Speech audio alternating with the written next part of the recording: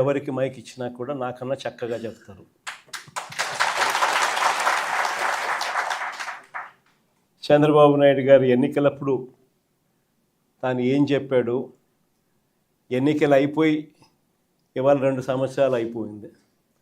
3వ సంవత్సరానికి సంబంధించిన బడ్జెట్ కూడా ప్రవేశపెట్టాడు. మామూలుగా ప్రతి ప్రభుత్వము కూడా 5 బడ్జెట్లు ప్రవేశపెట్టే అవకాశం ప్రజలు ఇస్తారు. అలాంటిది చంద్రబాబు నాయుడు గారికి 3 బడ్జెట్లు ఇప్పటికే ప్రవేశపెట్టాడు. అంటే ఇక మిగిలి ఉన్నది కేవలం 2 బడ్జెట్లు.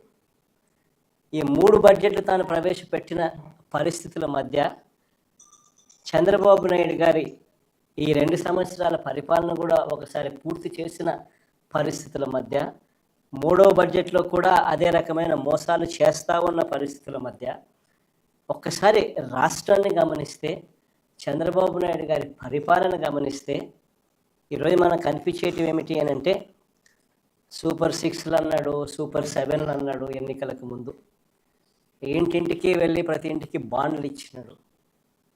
ఆ బాండ్ల మీద పవన్ కళ్యాణ్ గారి సంతకము, ఈయన సంతకము, ఇద్దరు సంతకాలు పెట్టిన బాండ్లు ఇచ్చినారు.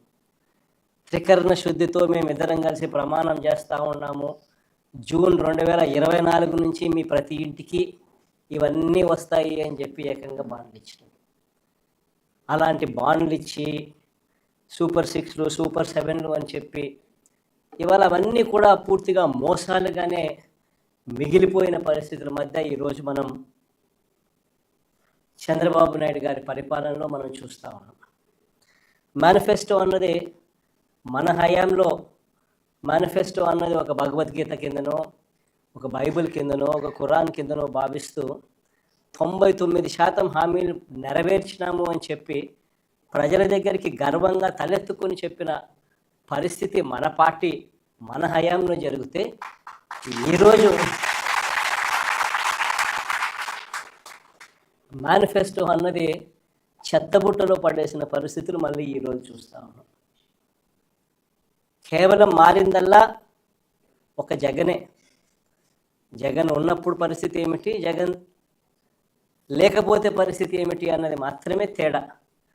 గమనించినట్లయితే ఈరోజు పరిస్థితి ఏమిటి అని అంటే, గతంలో చంద్రబాబు నాయుడు గారు చెప్పినట్టుగా జగన్ ఇచ్చేటివన్నింటినీ ఇస్తాను, జగన్ ఇచ్చేటివే కాకుండా అంతకు మించి సూపర్ 6లు, సూపర్ 7లు ఇస్తానని చెప్పిన పెద్ద మనిషి ఈరోజు పరిస్థితి ఏమిటి అని అంటే, బిర్యానీ పెట్టలేదు ఎలాగూ, ఉన్న పలావ్ కూడా పోయింది అని చెప్పి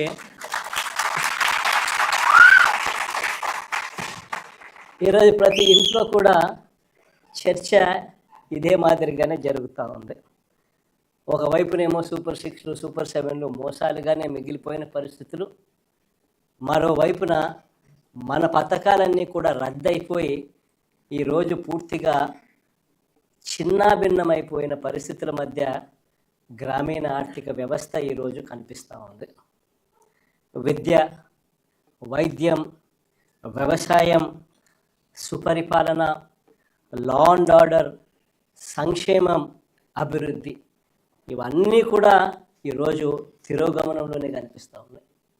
ఎక్కడా కూడా ఫలాని మంచి చేశాము అని చెప్పే పరిస్థితి పోయి ఈరోజు ఎక్కడ చూసినా కూడా తిరోగమనమే కనిపిస్తుంది. ఇంకో ఆశ్చర్యకరమైన విషయం ఏమిటో తెలుసా? మన 5 సంవత్సరాల కాలంలో మనం 3,31,000 కోట్లు మనం అప్పులు మనం చేస్తే, ఆ 3,31,000 కోట్లలో 2,73,000 కోట్లు